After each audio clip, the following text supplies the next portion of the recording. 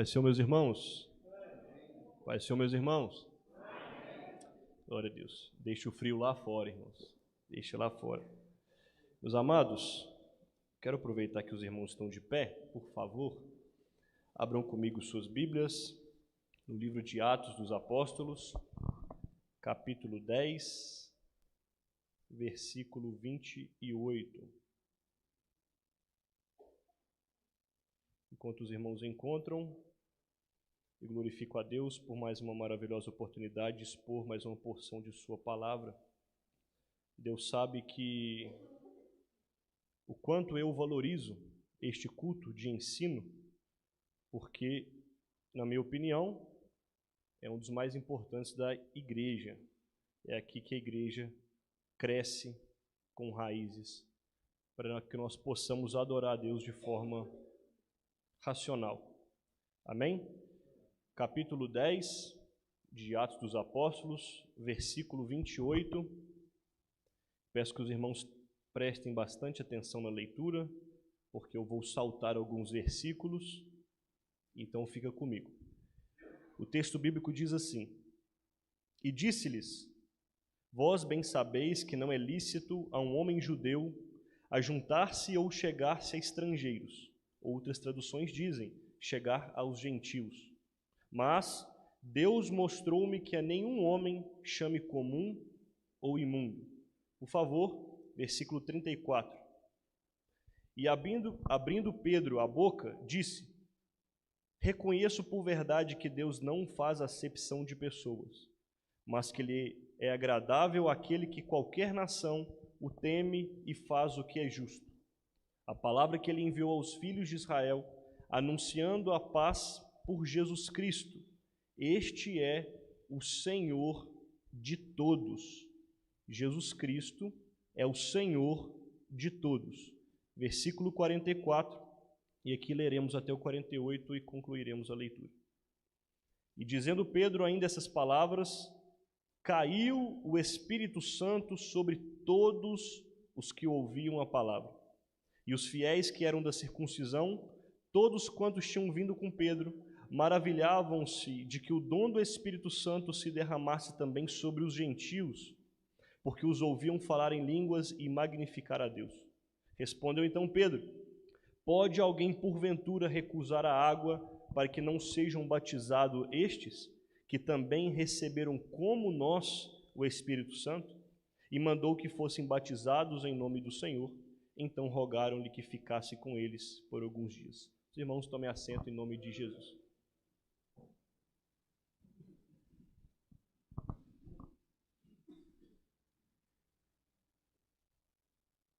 Meus queridos irmãos, como é sabido pelos irmãos, nós estamos vindo de alguns estudos nas terças-feiras acerca do plano de Deus para com o seu povo Israel. Então, estamos caminhando nessa direção. Nós já falamos do cativeiro babilônico, nós já falamos da chamada de Abraão se tornando uma nação diante de Deus, nós já falamos da promessa do Messias, e hoje o pastor Daniel pediu para que eu trouxesse uma mensagem voltada para o tema, a abertura da porta aos gentios. Então é sobre isso que eu quero explanar nessa noite. Meus amados, nós precisamos observar algumas questões antes de chegarmos nos gentios. Primeiro momento, nós olhamos para a Bíblia Sagrada, lá em Gênesis, capítulo 1, 2 e 3, e você vai perceber que o plano de Deus sempre foi estar próximo do homem. Deus nunca planejou estar distante do homem. Deus cria o homem, coloca no jardim, um lugar onde a provisão era perfeita, era plena, mas o homem escolhe o pecado, o homem escolhe o erro, o homem escolhe separar-se de Deus. No momento que Adão peca, o relacionamento, a comunhão, a ligação com Deus é rompida. Agora o homem não se relaciona da mesma forma mais para com Deus. Deus tira Adão do jardim e você vai perceber uma sucessão de erros, e isso vai nos demonstrar que o pecado começa a abranger toda a esfera humana e do mundo também.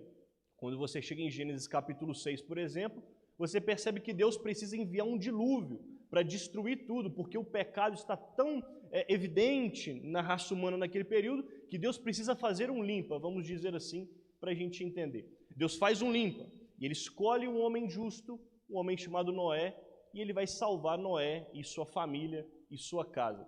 Aí talvez nós podemos pensar assim, poxa, se Deus destruiu tudo, ficou apenas Noé, que era um homem justo, resolvido o problema, acabou o problema, agora só tem um homem justo, a linhagem a partir de Noé será boa. Só que, irmãos, a partir de Gênesis capítulo 3, quando Adão peca, agora o pecado começa a fazer parte do nosso DNA. Não tem como deixar de pecar mais. Não tem como você viver como Adão vivia antes do pecado. Então, o pecado ele continua se espalhando, a tal ponto que você chega em Gênesis capítulo 11, e o homem está construindo a Torre de Babel, querendo chegar ao céu, querendo chegar até Deus. E capítulo 11 de Gênesis, irmãos, não é uma linguagem de relacionamento. O homem não quer chegar ao céu para estar próximo de Deus, não. A linguagem ali é querer se equiparar a Deus, se tornar como Deus. Lembra do pecado de Adão e Eva? A serpente disse, o dia que você comer, você será como Deus. Então, em Gênesis capítulo 11, você percebe que a raça humana ele continua no seu pecado a ponto de querer chegar e ser igual a Deus. Deus precisa descer naquela torre e confundir a língua daquele povo. Quando acontece isso, o texto diz que os povos se espalham pelo mundo. Então veja o problema, irmãos. Agora temos homens por todo o mundo e com os homens o pecado está espalhado. Então o pecado está espalhado agora por toda a raça humana e por toda a criação de Deus. O pecado está estabelecido. Porém, Deus deu uma promessa a Adão lá no jardim, logo após o pecado. Qual promessa era essa, Afonso? A promessa do Messias, que a semente da mulher pisaria a cabeça da serpente. Então, Deus estava já projetando, porque Deus não é pego de surpresa, as coisas não acontecem sem que Deus saiba desde a eternidade passada o que irá acontecer. Deus provê um plano de salvação. Qual o plano de salvação, Afonso? Jesus Cristo, o Messias, aquele que pisaria a cabeça da serpente. Então, agora que Deus promete o Messias, Deus precisa preparar uma linhagem até chegar ao Cristo. Então Deus vai escolher um homem, Abraão, para ser o pioneiro, para ser o progenitor, para ser o início, para ser o princípio de Israel, do povo de Israel. Aí você começa a entender em João capítulo 4, quando Jesus está conversando com a mulher samaritana e Jesus vai dizer para ela, olha, a salvação vem dos judeus. Veja, irmãos, a salvação não é apenas para os judeus, a salvação vem dos judeus. Por que, Afonso? A salvação vem dos judeus. Porque a palavra de Deus veio dos judeus.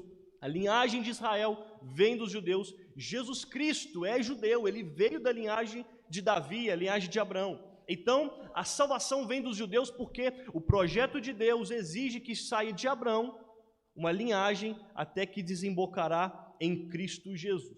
Agora eu gostaria que o irmão Jean nos ajudasse aí, por favor.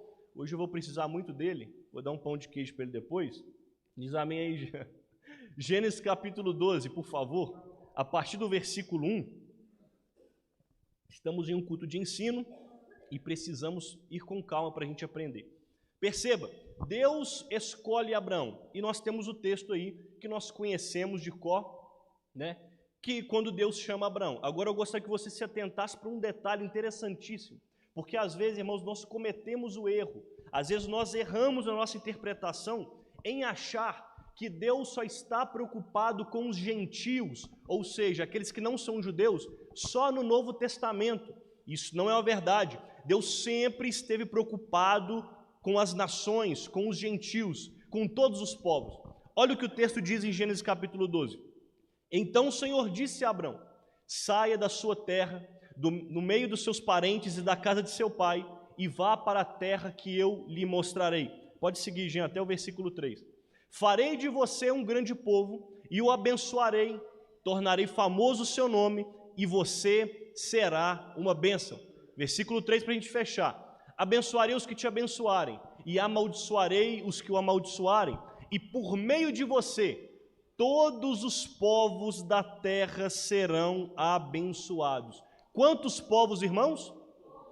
Todos os povos. Não é apenas os judeus. Não é apenas a linhagem de Abraão. Através de Abraão, ele iria alcançar a todos. Outras traduções, talvez na sua Bíblia, vai estar: todas as famílias da terra serão abençoadas em ti. Então perceba que o plano de Deus não é exclusivo apenas para um povo, Israel, uma etnia, os judeus, não. O plano de Deus tem a ver comigo, tem a ver com você, que nós não somos judeus, mas a graça dele nos alcançou. Desde o início ele projetou, ele planejou, ele levanta Abraão já com esse intuito, com esse propósito. Jean, por favor, Isaías 25, versículo de número 6 em diante. Esse texto que nós iremos ler, você vai ver a promessa que o profeta Isaías profetizou num tempo de 700 anos antes de Jesus se manifestar. Perceba nesse texto que nós iremos ler, como a linguagem de Isaías tem toda a abrangência do plano de Deus. Veja bem, neste monte, o Senhor dos Exércitos preparará um farto banquete. Para quem? Para todos os povos. Um banquete de vinho envelhecido com carnes suculentas e o melhor vinho. Neste monte ele destruirá o véu que envolve quem? Todos os povos. E a cortina que cobre todas as nações. Só um minuto, Jean, segura aí. Olha que coisa maravilhosa que o profeta Isaías está profetizando. Ele está dizendo que chegará um dia que Deus irá destruir o véu, a cortina, aquilo que cobre as nações, os povos, os gentios. Aí talvez alguém pergunte: Afonso, que tipo de véu é esse? Que tipo de cortina é essa? Que tipo de cobertura é essa? Você se lembra de Mateus capítulo 27? Quando Jesus está no auge de seu ministério, vai dizer: está consumado. Mateus 27 vai dizer que o véu do templo se rasga de alto a baixo. Deus estava abrindo um livre acesso para que eles pudessem entrar na presença de Deus. Então veja, o véu que está sobre as nações, as cortinas que estão sobre os rostos dos gentios, das nações, é aquilo que impede com que eles conheçam e adorem ao Senhor. Mas Isaías está profetizando que chegará um dia que esse véu seria retirado, que essa cortina seria tirado e eles reconheceriam quem é o Senhor, aleluia. Por isso que Filipenses capítulo 2, versículo 10, o apóstolo Paulo vai dizer que Jesus tem o nome que está acima de todo nome, para que todo olho veja, todo joelho se dobre e toda a língua confesse que Jesus Cristo é o Senhor, para a glória de Deus Pai. Não é apenas os judeus que reconhecerão, todos reconhecerão que o nosso Cristo é Senhor. Jean, por favor, continue o texto. Neste monte, perdão, é isso, versículo 8: destruirá a morte para sempre. O soberano, o Senhor, enxugará as lágrimas de todo o rosto. Apocalipse 21, 4. Ele enxugará de todo o rosto todas as lágrimas e retirará de toda a terra a zombaria do seu povo. Foi o Senhor quem disse. Só mais um, Jean, versículo 9. Naquele dia dirão: este é o nosso Deus, nós confiamos nele e ele nos salvou. Este é o Senhor, nós confiamos nele. Exultemo-nos e alegremo-nos, pois ele nos salvou. Aleluia. Quem dirá esse cântico? Apenas os judeus? Não, todos os povos, todas as nações, todo aquele que invocar o nome do Senhor, todo aquele que reconhece Cristo como Senhor e reconhece o seu sacrifício no madeiro. Essa promessa é para mim, irmãos, essa promessa é para você. Você consegue perceber como esse texto de Isaías 25 faz referência a Apocalipse 19, Apocalipse 21, e você pergunta: Afonso, o que tem Apocalipse 19? As bodas do Cordeiro, aleluia. E aí você sabe, irmão, que a igreja lavada e remida está aguardando qual grande dia? O dia das bodas do Cordeiro, onde nós sentaremos na mesa com ele e seremos servidos por toda a eternidade do lado do nosso Cristo, que nos salvou, que nos limpou, que nos perdoou, que nos deu uma nova vida para vivermos com ele. Eu quero te mostrar nessa noite como o plano de Deus, desde o início, sempre foi o mesmo. Às vezes a gente pensa, é só Jesus que veio falar dos gentios? Nada disso. O Deus do Antigo Testamento, irmãos, é o mesmo Deus do Novo Testamento. Jesus é Deus encarnado, não são dois deuses, não são dois planos, não são duas dimensões diferentes, não. O plano de Deus foi estabelecido e ele segue estabelecido até a sua consumação em Apocalipse. Mas aí pode surgir uma pergunta. Afonso, você acabou de dizer que o plano de Deus é salvar todos os povos, todas as nações, os gentios também. Então, por que Deus precisou escolher Abraão e por que Deus precisou levantar uma nação como de Israel? Se Deus quer salvar todos os povos, por que escolher um povo? Aí nós vamos para Isaías capítulo 49, versículo 6. Já nos ajude aí. Isaías 49, 6. Nesse texto, nós vamos perceber qual era a missão de Israel, qual a missão deste povo. O que Deus esperava deste povo? Olha o texto comigo. Ele diz, veja irmãos, quando a palavra servo for utilizada nesse texto, está se referindo a Israel. Israel é o servo do Senhor em Isaías 49. Olha o que o texto diz. Ele diz, para você é coisa pequena demais ser meu servo, para restaurar as tribos de Jacó e trazer de volta aqueles de Israel que eu guardei. Também farei de você uma luz para os gentios, para que você leve a minha salvação até os confins da terra. É só esse versículo aí. Olha o que o texto está nos mostrando, irmãos. Aqui está o plano de Deus para com Israel. Israel não é o centro da salvação. Israel serve como luz para os gentios. Afonso, o que isso significa?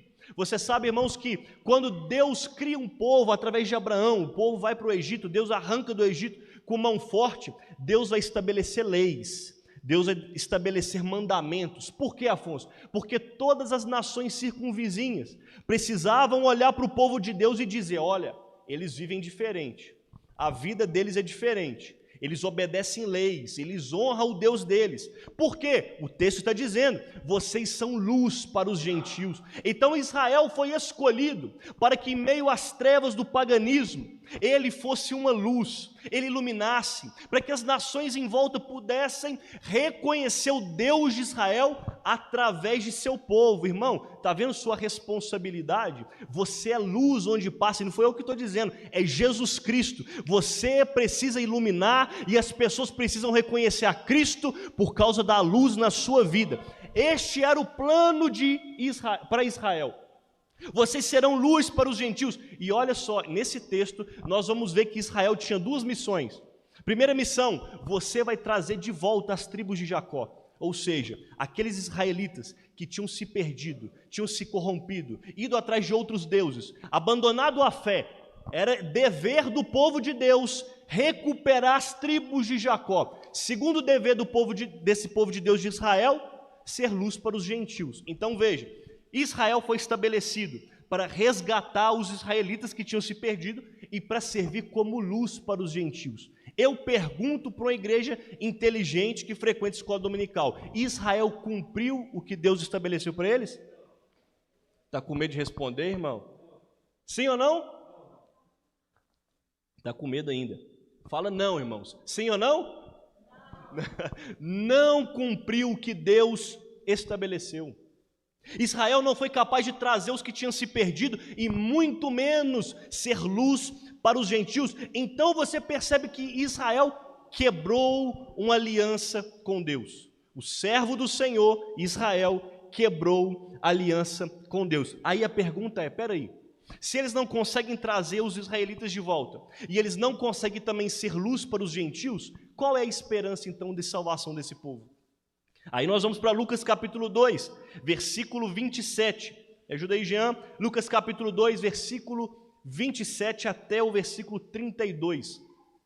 Esse texto vai mostrar Simeão indo ao templo e ele vai encontrar com Jesus no dia da sua apresentação. Jesus estava sendo apresentado logo após seu nascimento e Simeão, um homem de Deus piedoso, estava no templo. E olha o que acontece. Movido pelo Espírito, ele foi ao templo. Quem foi? Simeão.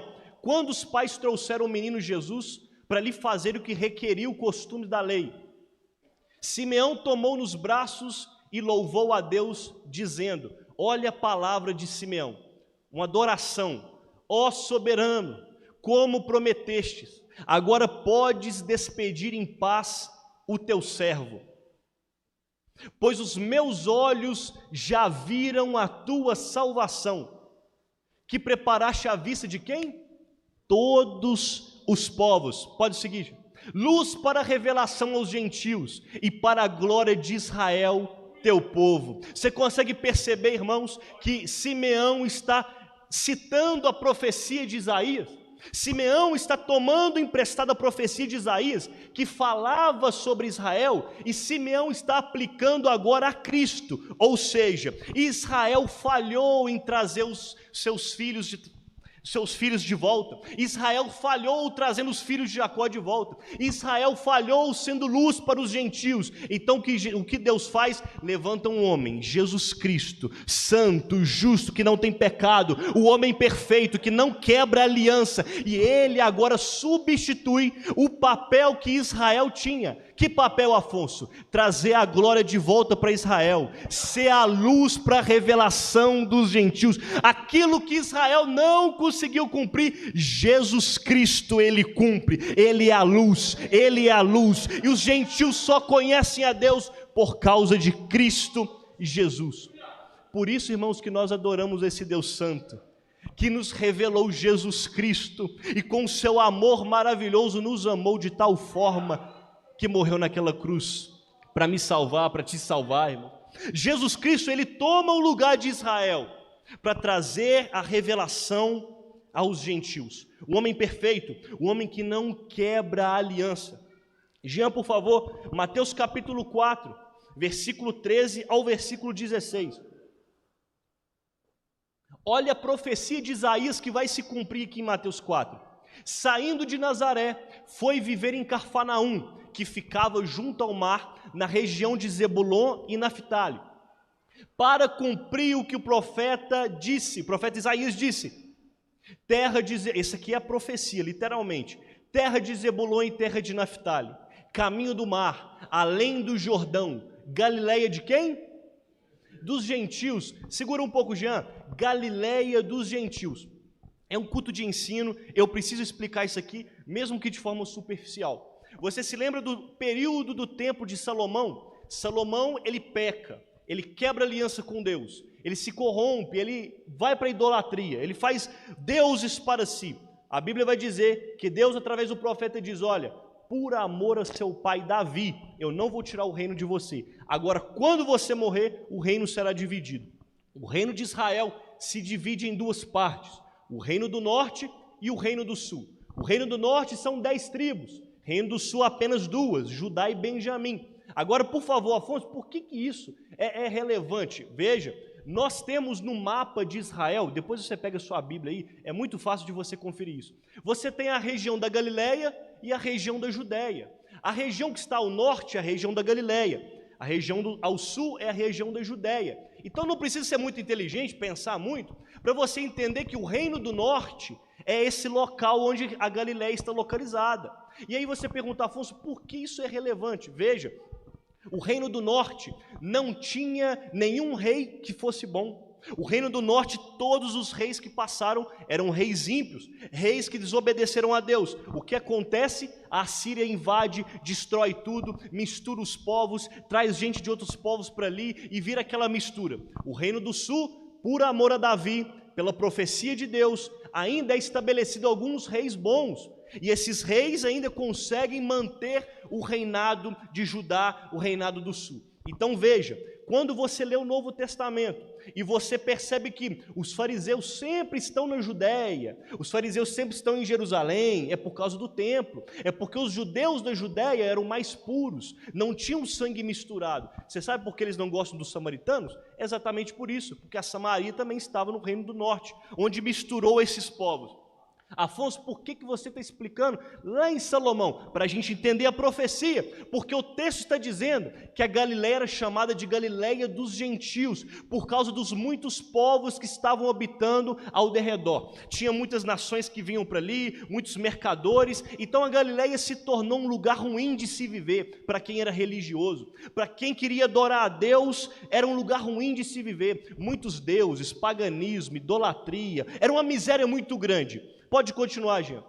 É neste lugar que a profecia de Isaías vai se cumprir. Olha o que a profecia diz: o povo que vivia nas trevas viu uma grande luz. Sobre os que viviam na terra da sombra e da morte raiou uma luz. Olha que profecia maravilhosa. Neste local de trevas, neste lugar da Galileia dos gentios, onde quem estava ali adorava outros deuses, foi ali que Deus resolveu se revelar através de Jesus Cristo. Deus não quis se revelar imediatamente em Jerusalém, dentro do templo, na Judéia, para os judeus puros, não. Deus ele foi se revelar lá na Galileia. Deus foi se revelar no lugar de tristeza. Deus foi se revelar no lugar de trevas, no lugar onde a sombra da morte estava estabelecida. Irmão, esse texto mexe demais com a minha alma. Sabe por quê? Eu fico imaginando a cena. Eu fico imaginando Pedro, por exemplo. Irmão, Pedro era galileu. Os 11 discípulos de Jesus eram galileu. Só Judas que não era galileu. Os outros 11 estavam lá. Imagina, porque o texto usa essa expressão. Eles estavam assentados na sombra da morte, em tristeza. Estavam assentados, então eu imagino Pedro assentado no meio daquelas trevas, da escuridão, onde a Galileia dos gentios estava localizada. Talvez Pedro sendo oprimido pelas trevas, é o paganismo, idolatria, mas de repente a Bíblia vai dizer que raiou uma luz, aleluia. Pedro talvez se levantaria: olha, eu estou vendo algo diferente, tem uma luz se revelando ali. Quem é essa luz? Jesus Cristo de Nazaré, aleluia. Ele se revelou para trazer a luz para aqueles que estavam em trevas, para aqueles que estavam na sombra da morte. Afonso, por que esse texto mexe com você? Porque, irmãos, outrora era eu, era você que estava sentado nas trevas, que estávamos assentados na sombra da morte, que estávamos assentados naquele boteco, lá naquele bar, lá naquela boca, mas a luz de Jesus Cristo brilhou sobre nossas vidas, foi atrás de nós, irmãos, e hoje nós estamos aqui, ó, limpos, sarados. Deus os levantou e colocou um cântico novo em nossa boca. A luz de Jesus brilhou para nós, irmão. João capítulo 8, Jesus está no templo ensinando, trazem uma mulher em flagrante adultério. O que nós vamos fazer com essa mulher? Apedreja ou não apedreja? Você conhece a história, eu vou resumir. Quando Jesus perdoa aquela mulher, versículo 12, Jesus se levanta e diz: eu sou a luz do mundo. Aquele que me segue não andará em trevas, mas terá a luz da vida. O Cristo que nós seguimos, o Cristo que nós servimos e adoramos, Ele é a luz da vida, e fora dele só há trevas, só há escuridão, só há aquilo que é tenebroso. Fiquemos na luz de Jesus Cristo. Então você começa a entender que a luz para a revelação aos gentios é Cristo Jesus, o plano de Deus perfeito, o auge da revelação de Deus, o ápice do que Deus planejou, Jesus Cristo, o mistério de Deus revelado. Então, no Novo Testamento, como Jesus Cristo é a luz para a revelação aos gentios, você vai perceber Jesus revelando o Evangelho para aqueles homens. Por favor, perceba algo interessante. Eu vou perguntar, eu quero que vocês me respondam, por favor, irmãos, sem timidez. Quando Jesus morre na cruz, Jesus dá o seu último suspiro, o soldado enfia a lança em Jesus, Jesus morre. Eu pergunto para você, qual foi o primeiro homem, quem foi a primeira pessoa que reconheceu quem Jesus Cristo era? Não, depois da morte. Foi um fariseu? Foi um religioso? Foi alguém do templo? Foi um escriba?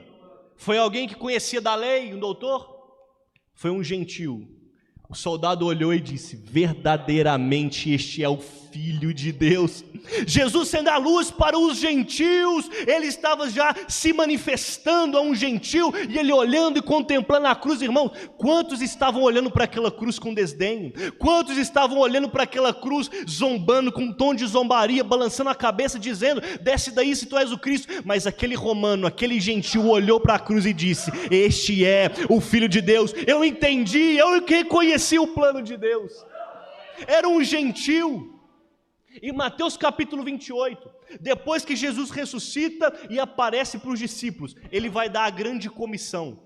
No momento da grande comissão, como é a ordem da grande comissão? Ide por toda a Judéia, Por todo Jerusalém? Por toda a terra. Ide e fazei discípulos. Discípulos de onde? De Jerusalém?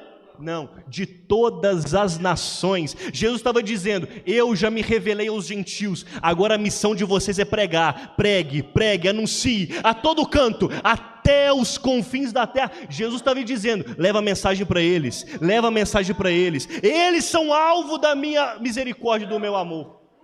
Atos capítulo 1, versículo 8, Jesus está prestes a subir ao céu, ser assunto ao céu, e Jesus vai dizer: recebereis poder do alto, e vocês serão minhas testemunhas. Para quê? Vocês vão testemunhar onde? Em Jerusalém, Judeia, Samaria e até os confins da terra. Não tem limite, apenas pregue, leve a minha mensagem, leve a minha palavra. Eu morri por eles também. Perceba como Jesus, ele quer alcançar a todos.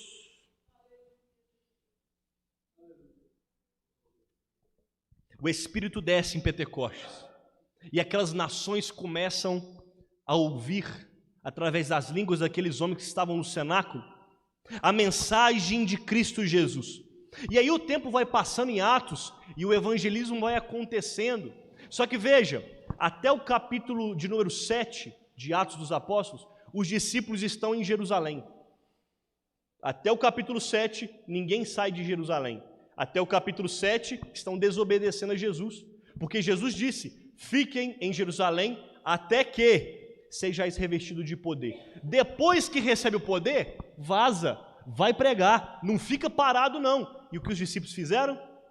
Ficaram em Jerusalém, não quiseram sair de Jerusalém. Aí em Atos capítulo 7, o sermão de Estevão, Estevão é apedrejado, Estevão é morto. Capítulo 8 de Atos dos Apóstolos, a partir do versículo 1 em diante, você vai ver que se instaurou uma grande perseguição contra a igreja. Aí o texto vai dizer: e eles saíram por toda parte anunciando o evangelho de Cristo. Até o capítulo 7, nós queremos ficar na sede, em Jerusalém, não queremos sair daqui. Aí Deus olhando do céu dizendo: vai obedecer não? Eu mando uma perseguição, aí vocês têm que sair.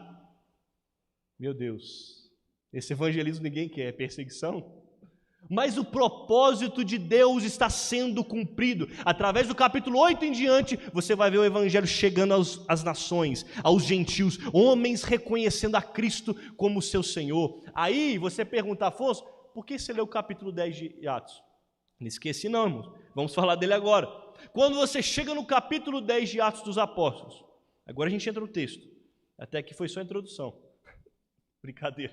Capítulo 10 de Atos dos Apóstolos. Pedro está descansando da sua rotina de pregação na casa de um homem chamado Simão, um curtidor. O homem mexia com couro. A Bíblia vai dizer que Pedro estava com fome, esperando a hora do almoço, subiu no terraço para orar. A Bíblia diz que desce um lençol do céu. Ele está tendo uma visão. Quando esse lençol desce do céu, ele se abre e está lá todo tipo de animal, impuro e puro. Aí Deus vai falar com Pedro: Pedro, mata e come. Aí Pedro regala o olho, imagino eu, e diz: Jesus, eu nunca comi nada impuro. Sou homem justo, Jesus, santo, judeu. Eu nunca comi nada impuro, eu não vou desobedecer à lei, eu não posso comer nada impuro. Aí Jesus vai dizer o que para ele? Não diga que é impuro aquilo que eu purifiquei. Não diga que é imundo o que eu purifiquei. Aí a Bíblia vai dizer que a visão voltou mais 3 vezes. O camarada era ruim de entender, né? Precisou descer 3 vezes e falar 3 vezes para Pedro entender. Quando acaba aquela visão, Deus fala para Pedro: Pedro, vai vir 2 homens aí, eu que enviei eles, pode ir. Aí você conhece toda a história, resumindo, senão não dá tempo. Eram os homens de Cornélio, um homem que era centurião romano, ou seja, um gentil, recebe uma visão de um anjo, e o anjo disse: vai buscar Pedro. Olha que coisa mais extraordinária. Deus não precisou de ninguém para se revelar para Cornélio. Precisou de alguém? Não. Deus simplesmente mandou um anjo do céu, foi lá e disse: ó Cornélio, é o seguinte, Deus recebeu suas orações. Só que aí eu pergunto, a revelação que Deus deu através do anjo foi suficiente? Foi ou não? Não, porque senão não tinha mandado chamar Pedro. Ou seja, Deus ele pode até se manifestar para alguém lá fora, mas ele não permanece lá fora. Vem para aprender a palavra. O gentil recebe a revelação, mas o que o anjo disse? Chama Pedro, porque é Pedro que vai ensinar. É Pedro que vai pregar. Então, às vezes, as pessoas querem viver lá de fora, ser desigrejado. Ah, eu já recebi revelação, eu fico aqui. Não. Tem que aprender com Pedro ainda. As coisas não são bagunçadas assim, não. Então, ele diz, olha, vai buscar Pedro, que Pedro vai ensinar. Agora, Pedro vai pregar para você. Vai ensinar o que é a obra de Deus. Pedro vai até a casa de Cornélio. Chegando lá, a Bíblia diz que a casa está cheia. Os vizinhos, amigos, parentes, os servos, ele era um centurião romano, um homem rico de posses, alguém de posição, tem servos e servas, estão todos ali, esperando Pedro falar. Quando Pedro chega, aí nós lemos o texto, Pedro olha aquela situação, lembra da visão que ele teve, não diga que é impuro que eu purifiquei, e ele vai dizer, agora eu sei que Deus não faz acepção de pessoas. Agora eu sei que o Espírito Santo está olhando para vocês também. A Bíblia diz que Pedro começa a pregar. Eu pergunto, qual é a pregação de Pedro? Será que Pedro parou para pregar sobre Gideão? Será que Pedro parou para pregar sobre a abertura do Mar Vermelho e como José prosperou no Egito? Qual foi a mensagem de Pedro? Jesus Cristo, crucificado e ressurreto. Jesus Cristo, aquilo que leva o pecador para o céu, irmão, aquilo que perdoa o seu pecado, Jesus Cristo, e Ele crucificado. Pedro pregou sobre Jesus, cruz, sangue, ressurreição, redenção de pecados. Aí a Bíblia vai dizer, versículo 44 que nós lemos por último, a Bíblia vai dizer que quando Pedro estava pregando, o Espírito Santo caiu naquele lugar, aleluia. O Espírito Santo desceu naquele lugar e sabe quem ele encheu? Todos, ele encheu todos, não foi apenas o rico, não foi apenas o que tinha posse, o Espírito encheu todos, porque o Espírito Santo, irmão, não está olhando se o camarada é branco, se é preto, se tem dinheiro, se não tem dinheiro, o Espírito Santo não fica olhando a posição social, a classe social, se é servo, se é senhor, não, o Espírito Santo é para todos, irmãos, o Espírito Santo é para mim, o Espírito Santo é para você, a promessa é contínua, a promessa é para nós, o Espírito Santo desce sobre aquele lugar, eles são batizados no Espírito Santo e começam a falar em outras línguas. Aí eu vou fazer uma pausa, culto de ensino. Alguns dizem, as línguas de Atos não são línguas estranhas, são idiomas. Eu pergunto, Atos capítulo 2, tinham muitas nações, precisava ser outro idioma, sim ou não? Sim, porque tinham muitas nações, certo? Ok, um bom argumento para eles usarem, era idioma, não era língua estranha. Só que eu pergunto, Atos capítulo 10, tinha alguém de uma nação diferente ali? Tinha alguém ali dentro precisando ser evangelizado através de outro idioma? Não, ou seja, aqui está presente o dom de línguas estranhas, que às vezes eles não reconhecem, mas não tem motivo nenhum para eles estar falando em outra língua aqui, a não ser línguas espirituais, adorando a Deus e magnificando a Deus, porque o texto diz que eles magnificavam a Deus em outras línguas. Línguas de adoração, aleluia. Quando o Espírito desceu, eles adoraram a Deus em outras línguas espirituais, aleluia. Isso está em falta em nosso tempo. O Espírito Santo, quando desce, traz um idioma celestial na adoração da igreja. Como nós precisamos resgatar isso, porque nós vivemos em um tempo, irmãos, que estão banalizando os dons espirituais. Nós vivemos um tempo que estão brincando com os dons espirituais. Você pega o seu celular, entra nas redes sociais, tem pessoas zombando do dom de línguas lá nas redes sociais. Aí sabe o que a gente faz? A gente curte, a gente dá uma risadinha, a gente envia para o amigo. Aí sabe o que acontece? O Espírito desce na igreja. Aí o irmão é pego ali, uma irmã é pega aqui, aí você fala, rapaz, parece até o cara do vídeo que estava zombando lá. E a gente para de sentir o Espírito Santo de forma fácil. A gente começa a confundir as coisas, porque nós não estamos dando devido valor às coisas santas de Deus. E eu lhes digo algo, irmãos, não dê pérolas a porcos, não dê pérolas a porcos, aquilo que é santo. Não. Não confundamos as coisas, levemos a sério as coisas de Deus. Deus nos deu um privilégio, que é o dom de línguas. Usemos ele para adorar a Deus, para louvar o seu nome, e não permitamos que eles venham brincar com esse tipo de coisa. Não vamos consumir e apoiar esse tipo de coisa. O Espírito desce naquele lugar. Quando o Espírito desce, olha o que Pedro diz: pode alguém recusar água para que eles não sejam batizados, que também receberam como nós o Espírito Santo? Até aqui, irmãos, Pedro era preconceituoso. Até aqui Pedro achava que o Espírito Santo era só para uma classe de pessoas. Até aqui Pedro achava que o Espírito Santo ia agir da forma que ele quer. Mas não é assim, né, irmãos? Porque em João capítulo 3, Jesus disse que o Espírito é como o vento, e o vento sopra onde quer. Sopra onde quer, não tem como controlar. E se o Espírito quer descer, irmão, não tem ninguém que segura. E o Espírito Santo desceu sobre esses homens, que eles achavam que não eram dignos. Isso que mexe com a minha alma, irmãos. Eu já falei isso aqui uma vez, mas eu falo novamente. O movimento pentecostal nos Estados Unidos, que aconteceu no século XX, foi um quebra de paradigma maravilhoso para a igreja de Cristo. Porque naquele período não existiam pastores negros.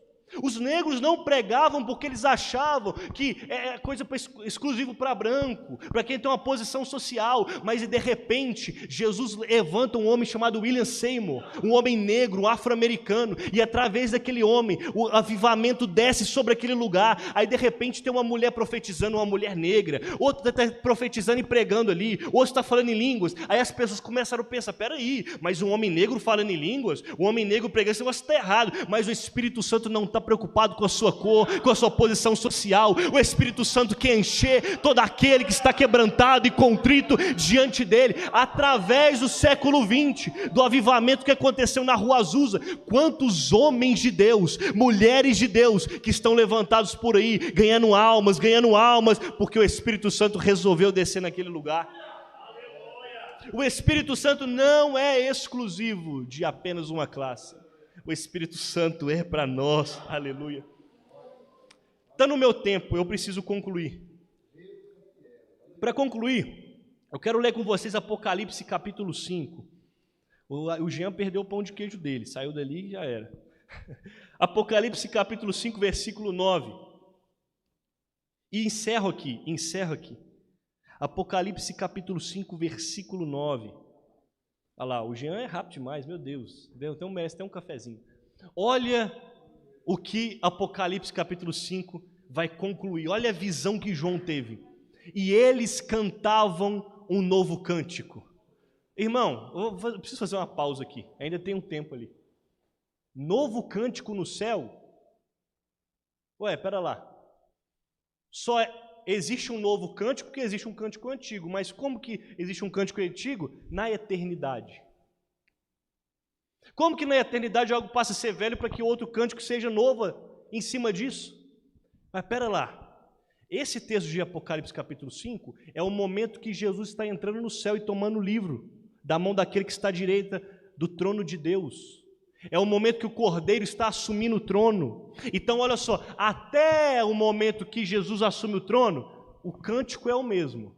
Mas quando Jesus assume o trono, aí o cântico muda. Afonso, que cântico é esse? Olha só, cantavam um novo cântico.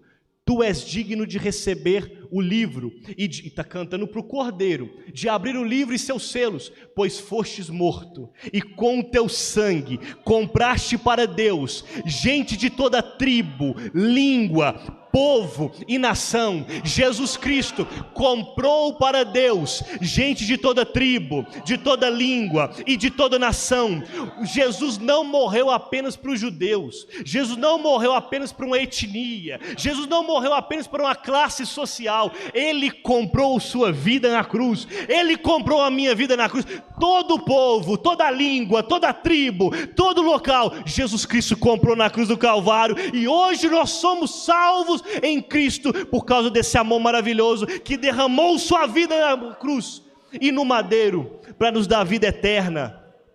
Ele não está preocupado com a etnia, não está preocupado com sua conta bancária, não está preocupado se você é bom lá no seu serviço ou se você foi promovido. Não, Ele está olhando para um coração quebrantado, contrito, com a alma aberta e clamando: Senhor, faz de novo, faz de novo, faz de novo em nosso meio. Fica de pé comigo em nome de Jesus.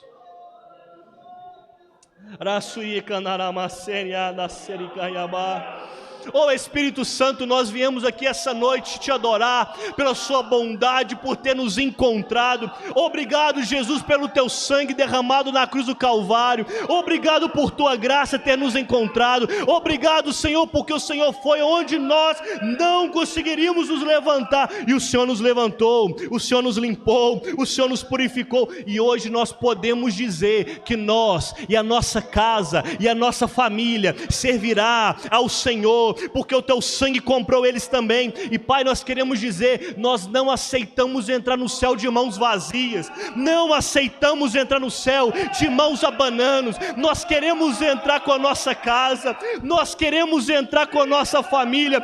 Espírito Santo de Deus, nós clamamos nessa noite, desça sobre nosso lar, desça sobre nossa casa, desça sobre nossa igreja e faz uma mudança, Senhor, faz uma transformação, traz de volta, Senhor. Faz como o Senhor fez antes, opera como o Senhor operou antes. Espírito de Deus, encha o teu povo para pregar o teu evangelho, para anunciar a tua salvação, em nome de Jesus.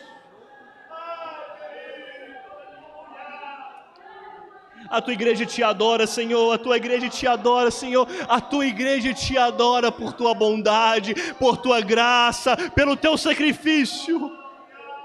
Ai, Assurie Manaia Carnacei. Fica conosco, Jesus.